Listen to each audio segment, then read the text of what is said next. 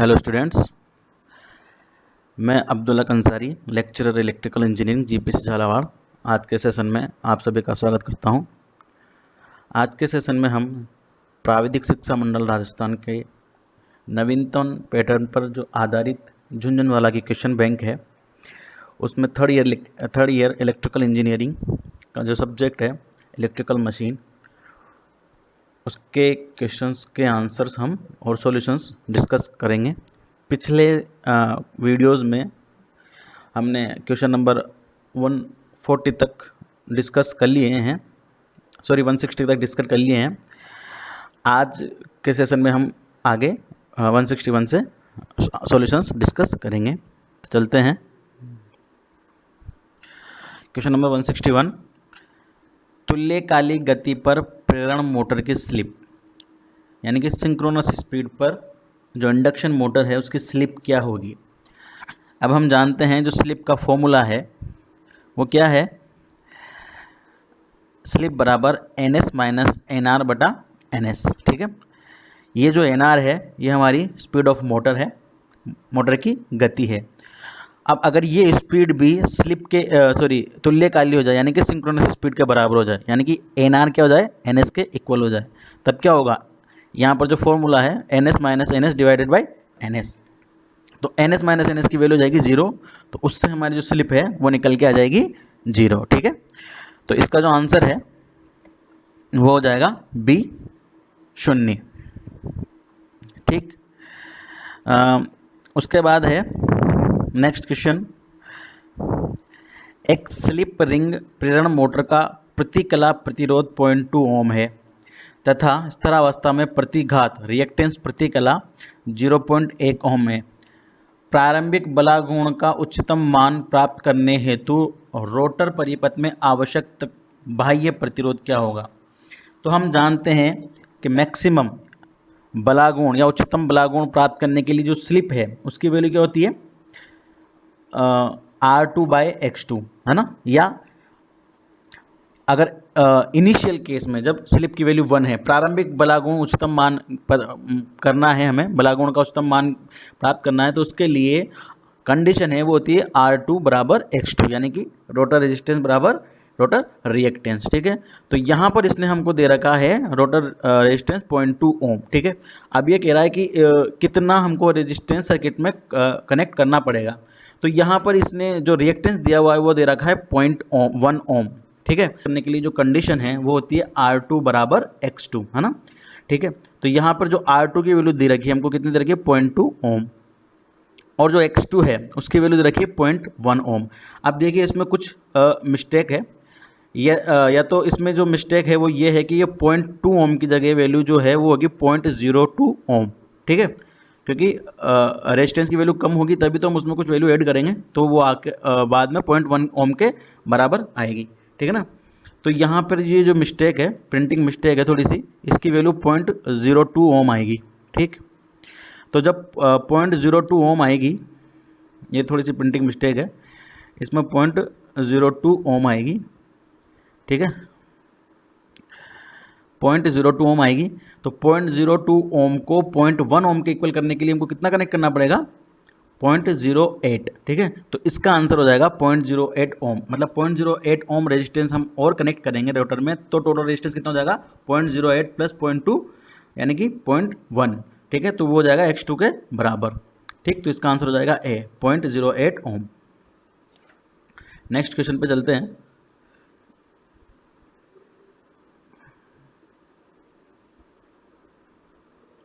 इसका आंसर आ गया 0.08 ओम। Question number 163।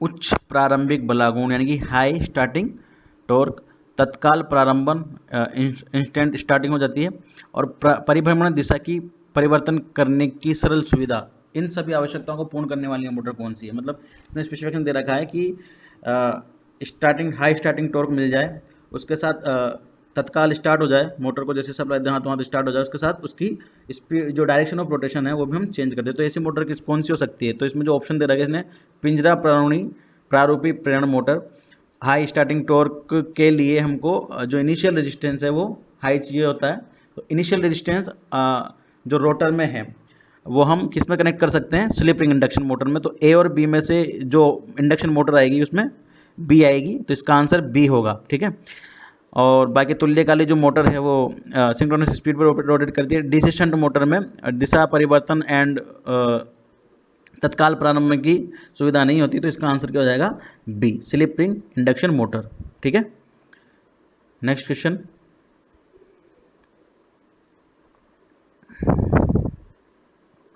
एक प्रेरण मोटर 3 फेज सप्लाई पर संतोषजनक कार्य कर रही है। ठीक है, अचानक एक फेज में लगा फ्यूज जल जाता है, यानी कि 3 फेज में से अब कितनी फेज की सप्लाई रहेगी, ओनली 2 फेज की। परंतु मोटर पूर्व की भांति कार्य करती रहती है, क्योंकि उसको 2 फेज में resultant rotating supply rotating magnetic field मिल रहा है, इसलिए वो मोटर रोटेट करती रहती है। ठीक है, इस प्रकार प्रचालन को क्या कहा जाता है, इसको हम क्या बोलते हैं, सिंगल फेजिंग। ठीक है, तो इसका आंसर हो जाएगा सी, सिंगल फेजिंग।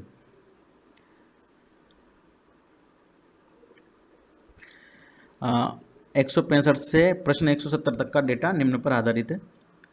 देखिए डेटा देख लीजिए, कॉमन डेटा दे रखा है 165 से 170 का। एक 440 वोल्ट 6 पोल 50 हर्ट्ज 3 फेज इंडक्शन मोटर की इनपुट पावर दे रखी है 60 किलोवाट। इसके रोटर में प्रेरित विद्युत वाहक बल प्रति मिनट 90 चक्र पूर्ण करता है। ठीक है, यानी कि 90 साइकिल पर मिनट। ठीक, अब पहला क्वेश्चन है रोटर विद्युत वाहक बल की आवृत्ति। ठीक है, तो आवृत्ति क्या होती है, रिवोल्यूशन पर सेकंड। इसने हमको दे रखी है रोटेटर की रिवोल्यूशन 90 रिवोल्यूशन पर मिनट। ठीक है ना, ठीक है, जो प्रेरित विद्युत वाहक बल है उसकी जो दे रखी है इसने स्पीड, वो दे रखी है 90 रिवोल्यूशन पर मिनट। ठीक है, तो उसको पर सेकंड में कन्वर्ट कर लेंगे हम।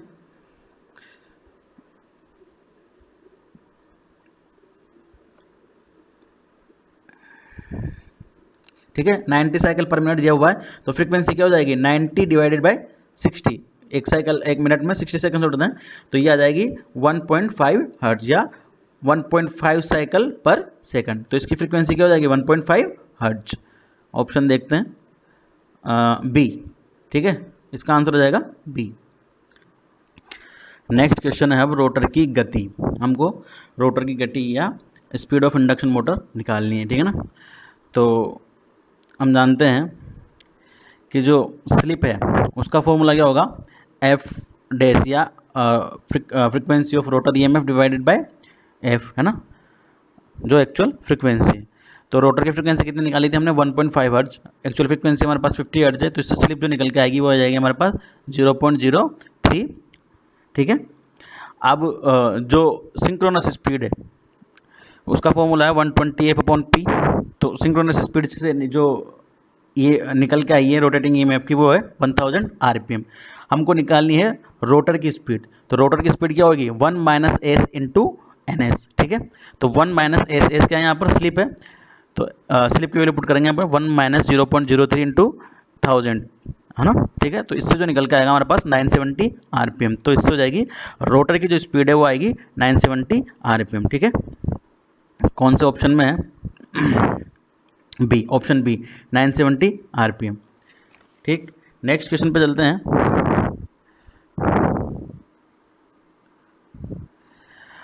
रोटर में प्रतिकला ताम्र हानियाँ, पर फेज कॉपर लॉसेस। ठीक है, तो पर फेज कॉपर लॉसेस जो है generally power input to rotor and copper losses in rotor और पावर मैकेनिकल पावर जनरेटेड, उसका जो फॉर्मूला जो तीनों का जो आपस में रेशियो होता है वो होता है 1:1 - s/s। ठीक है, ये हो गया रिलेशन, हो गया किसका, power generated in rotor, copper loss in rotor और power generate mechanical power generated. ठीक है, तो इनका जो रेशियो आपस में हो जाएगा 1:s × 1 - s। ठीक है,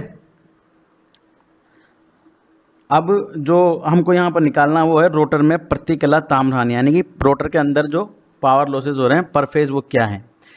ठीक, हम मानते चलते हैं कि जो स्टेटर में, क्योंकि इनपुट पावर इसने हमको दे रखी है कितनी, 60 किलोवाट, है ना, जो 60 किलोवाट इसने इनपुट पावर दे रखी है मोटर की।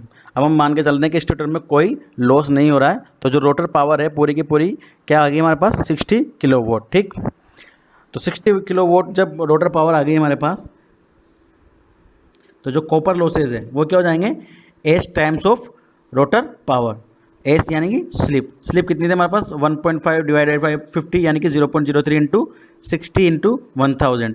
जब इसको करेंगे हम तो हमारे पास आएगा 1800 वोट। तो ये टोटल 1800 वोट हमारे तीनों फेज़ों में कॉपर लॉसेज हैं। ठीक है,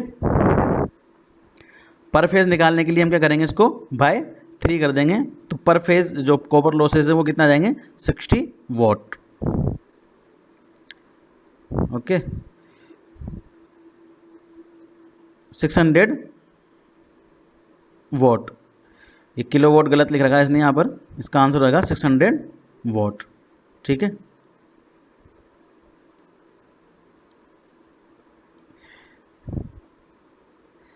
नेक्स्ट क्वेश्चन है, मोटर में विकसित यांत्रिक शक्ति यानी कि generated mechanical power of motor, तो ये क्या होगी, 1 minus S times of rotor power. ठीक है, या rotor power minus copper losses of in the rotor. ठीक है, तो रोटर पावर कितनी थी हमारे पास, 60 किलोवाट।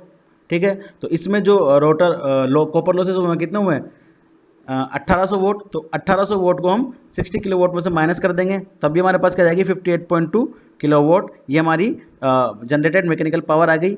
और इसको निकालने का एक और तरीका है, 1 minus S times of rotor power. S क्या है यहाँ पर, स्लिप, जो कि क्या है 0.03, तो 1 minus 0.03 into P of power of rotor यानी कि 60 किलोवाट, उसको मल्टीप्लाई करेंगे तब भी हमारे पास 58.2 किलोवाट आ जाएगा। तो इसका आंसर हो जाएगा सी, 58.2 किलोवाट। ठीक है, ये यहाँ पर देखिए 600 किलोवाट नहीं है, 600 वोट आएगा केवल ओनली, है ना। मोटर की BHP, ब्रिटिश जो हॉर्स पावर है वो निकाल रखी है इसने, तो कितनी आ जाएगी वो, 1 हॉर्स पावर में कितना होता है, 735.5। ठीक है, तो उससे डिवाइड कर देंगे हम, तो कितनी आ जाएगी, 58.2 हमारा जो मैकेनिकल पावर जनरेटेड है वो इंटू 1000, इसको वॉट में कन्वर्ट कर दिया, डिवाइडेड बाय 735.5 हॉर्स पावर में कन्वर्ट कर दिया, तो इसका 169 में आंसर आ जाएगा ए। उसके बाद 170, रोटर की प्रतिकला प्रतिरोध यदि रोटर धारा 60 एम्पियर है तो। अब हम जानते हैं जो कॉपर लॉसेज हैं उनका फॉर्मूला क्या होता है, I²R या पावर लॉस इन कॉपर। ठीक है, I²R। इसने जो पर फेज करंट दे रखी है हमको, कितनी दे रखी है, 60 एम्पियर। ठीक, तो I²R बराबर कितना हो जाएगा, 600 वोट। ठीक, क्योंकि पर फेज जो कॉपर लॉस आया था कितना आया था, 600 वोट। तो I²R बराबर 600 वोट जब हम करेंगे तो जो रेजिस्टेंस निकल के हमारा आएगा, देखिए ये मैकेनिकल पावर वाला हो गया। उसके बाद I²R बराबर कॉपर लॉसेस, तो आई दे रखिए 60 एम्पियर, तो 60 इंटू R बराबर 600, तो R बराबर कितना आ जाएगा, 1/6 ओम। ठीक है, तो इसका आंसर हो जाएगा 1/6 ओम, ए। उसके बाद नेक्स्ट क्वेश्चन है, उच्च अश्व शक्ति या हाई हॉर्स पावर 50 HP के आसपास की प्रेरण मोटर के लिए उपयुक्त मोटर, तो कौन सी मोटर यूज करते हैं हम, स्क्विरल केज इंडक्शन मोटर। यहाँ पर स्लिप रिंग क्यों नहीं करते, क्योंकि स्लिप रिंग की में जो पावर आउटपुट है, इतनी पावर हाई पावर आउटपुट के या इंसर्शन के लिए जो हाई रेटिंग की हमको स्लिप रिंग की आवश्यकता होगी, वो वहाँ पर शॉर्ट सर्किट के हो सकता है, तो वो थोड़ा सा हमारे लिए फिजिबल नहीं होगी। इसलिए यहाँ पर हम कौन सी यूज करेंगे, स्क्विरल केज इंडक्शन मोटर या पिंजरा प्रारूपी मोटर। तो इसका आंसर हो जाएगा बी, पिंजरा प्रारूपी मोटर। क्वेश्चन नंबर 172, एक प्रेरण मोटर सप्लाई देने पर सामान्य गति पर नहीं चलती है, निम्न में से मोटर के इस प्रकार व्यवहार का कारण नहीं हो सकता। कौन सा इन चारों ऑप्शन में ऐसी वजह है जो कि इसकी नहीं हो सकती। ठीक है, सामान्य गति पर नहीं, जो इसकी वजह नहीं हो सकता। पहला है ऑप्शन है फ्यूज का जलना। फ्यूज़ का जलना इसका ऑप्शन इसका कारण हो सकता है। क्यों? क्योंकि फ्यूज़ जलने से क्या होगा कि कोई भी एक सप्लाई एक फेज़ हमारा क्या होगा का डेड हो जाएगा, या एक फेज़ की सप्लाई हमारी ओपन हो जाएगी तो मोटर की सिंगल फेजिंग हो जाएगी, तो मोटर लो स्पीड पे रोटेट करेगी। तो इसका जो आंसर है ए हो सकता है। दूसरा है वायु अंतराल हर स्थान पर समान ना होना। तीसरा है अतिभार। अतिभार मतलब ओवरलोडेड। तो ओवरलोडिंग की कंडीशन में भी क्या होगा, मोटर की स्पीड ज़्यादा स्लो डाउन हो जाएगी। अब डी है मोटर के 3 फेज सप्लाई के स्थान पर एक या 2 फेज प्राप्त होना। ठीक है, तो ये भी इसका कारण हो सकता है। तो जो इसका ऑप्शन है, जो इसका कारण नहीं हो सकता वो क्या है, वायु अंतराल का हर स्थान पर समान ना होना। ऑप्शन है बी।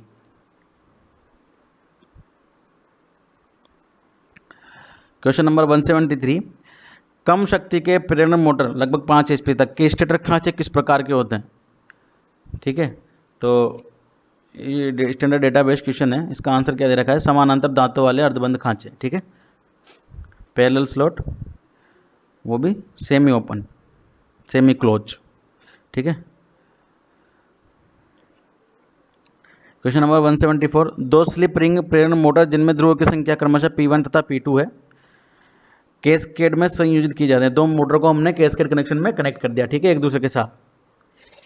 यदि सप्लाई आवृत्ति F है तब मुख्य मोटर की गति क्या होगी? तो जब 2 मोटर कैस्केड कंडीशन में रन करती हैं तो उसके जो हम विद डेरिवेशन जो फॉर्मूला डिराइव करते हैं उससे निकल के आता है, तो कॉमन जो स्पीड है उसका फॉर्मूला निकल के आता है n बराबर 120F upon P1 plus P2, है ना। तो इसका आंसर हो जाएगा C, 120F upon P1 plus P2।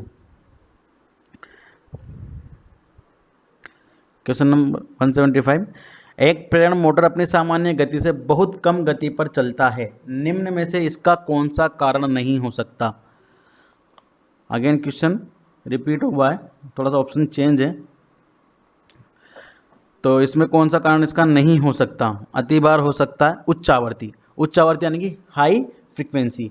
अब हम जानते हैं 120F अपॉन P, ये किसका होता है, सिंक्रोनस स्पीड का फॉर्मूला होता है। ठीक है, जो मोटर में रोटेटिंग मैग्नेटिक फील्ड रोटेट कर रहा है उसका फॉर्मूला होता है 120F अपॉन P। तो यहाँ पर अगर F क्या डायरेक्टली प्रोपोर्शनल है, फ्रीक्वेंसी हाई होगी तो क्या होगा, हाँ फ्रीक्वेंसी हाई होगी तो स्पीड जो है वो भी ज़्यादा होगी, तो स्पीड ज़्यादा होगी। अब यहाँ पर मोटर क्या हो रही है, कम गति पर चल रही है, लेकिन उच्च आवृत्ति की वजह से क्या होगा, स्पीड ज़्यादा होगी, इसलिए इसका आंसर बी होगा। ठीक है ना, क्योंकि हाई फ्रीक्वेंसी पे मोटर की स्पीड ज़्यादा हो जाएगी, लेकिन मोटर हमारी कम गति पर चल रही है, तो इसका उसकी वजह कौन सी नहीं हो सकती, उच्च आवृत्ति। इसका आंसर हो जाएगा बी। नेक्स्ट क्वेश्चन, एक 60 हर्ट्ज 400 वोल्ट प्रेरण मोटर 50 हर्ट्ज 400 वोल्ट पर चलाई जाती है। ठीक है, यहाँ पर है 60 हर्ट्ज 400 वोल्ट की एक मोटर है जिसको हमने किस पे दे रहे हैं, 400 वोल्ट और 50 हर्ट्ज, यानी कि हमने यहाँ पर क्या किया, फ्रीक्वेंसी कम कर दी, वोल्टेज हमारा कांस्टेंट है। ठीक है, तो देखिए जो मोटर की जो डिज़ाइन की जाती है वो वोल्टेज और फ्रीक्वेंसी का जो रेशियो V/F रेशियो उसको देख करके मेंटेन करके इनकी डिज़ाइन की जाती है। ठीक है, तो जो इनपुट सप्लाई जब हम उनको देंगे तो यहाँ पर जो V/F का जो रेशियो वो हमको मेंटेन या कांस्टेंट रखना पड़ता है। ठीक, अगर मान लो वोल्टेज हम बढ़ा रहे हैं तो करस्पॉन्डिंगली फ्रीक्वेंसी भी उसी रेशियो में, ठीक है, बढ़ाएंगे, ताकि V/F का जो रेशियो है हमारा V/F वो कांस्टेंट रहे। अब यहाँ पर इसने क्या किया है कि वोल्टेज सप्लाई तो 400 है, लेकिन जो फ्रीक्वेंसी है वो क्या कर दी, 50 हर्ट्ज कर दी, यानी कि कम कर दी। ठीक है, तो इस केस में क्या होगा, इस केस में अब क्या होगा, मोटर सामान्य की 5/6 गति पर चलेगी, है ना। NS बराबर क्या होता है 120F अपॉन P। F क्या होगी हमारी यहाँ पर डिक्रीज हो गई, जब फ्रीक्वेंसी डिक्रीज हो गई तो मोटर रोटेट करेगी लेकिन कम स्पीड पर रोटेट करेगी, जो कि 5/6 है, और इस केस में जो V/F है वो बढ़ जाएगा। ठीक है ना, लॉसेस वगैरह बढ़ जाएंगे।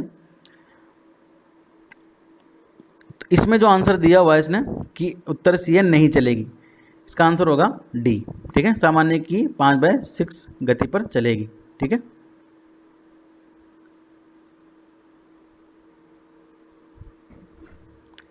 क्वेश्चन नंबर 177, प्रेरण मोटर में जॉगिंग का अर्थ क्या है? प्रेरण मोटर में जॉगिंग का अर्थ होता है मोटर को बार बार उसको स्टार्ट करना, मतलब स्पेस ऑफ टाइम के साथ साथ उसको बार बार स्टार्ट करना। तो इसका आंसर हो जाएगा मोटर के अल्प चालन के लिए मोटर को एक या बारंबार सप्लाई देना, ठीक है ना। इसका आंसर हो जाएगा 177 में सी, उसी को हम क्या बोलते हैं, जॉगिंग। क्वेश्चन नंबर 178, प्रेरण मोटर में उच्चतम बलागुण विकसित होने का प्रतिबंध क्या होता है, R2 बराबर SX2, ठीक है ना, ये कंडीशन होती है R2 बराबर SX2। तो S क्या हो जाएगा, S बराबर हो जाएगा R2/X2, इसका आंसर हो जाएगा D।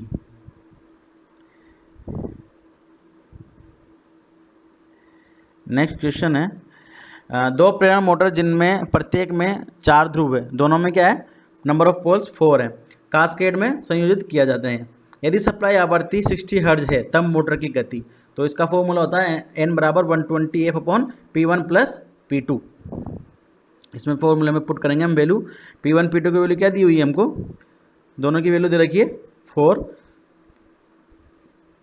तो N बराबर हो जाएगा 120F/P1 प्लस P2, 120 × 60 बटा P1 प्लस P2 कितना हो जाएंगे 8, तो इससे जो वैल्यू निकल के आएगी N की वो हो जाएगी 900 RPM, तो इसका आंसर हो जाएगा 900 RPM C, ठीक है। नेक्स्ट क्वेश्चन है, किस भार पर प्रेरण मोटर का शक्ति गुणांक अधिकतम होता है। हम जानते हैं कि कम लो भार पर भी जो पावर फैक्टर है वो डाउन जाता है। मोटर को जो हम कम भार से या निम्न भार से 0 भार से पूर्ण भार की तरफ जाएंगे तो पावर फैक्टर हमारा इंक्रीज होता है, और फिर जब ओवरलोड करते हैं उसे पूर्ण भार से अधिक भार देंगे तब भी पावर फैक्टर क्या होगा, डाउन जाएगा, ठीक है ना। तो मैक्सिमम जो उच्चतम पावर फैक्टर है वो किस पर रहेगा, पूर्ण भार पर, तो इसका आंसर क्या हो जाएगा बी, 188 में बी, ठीक। तो आज के सेशन में बस इतना ही, आगे नेक्स्ट क्वेश्चन हम नेक्स्ट सेशन में डिस्कस करेंगे। Thank you.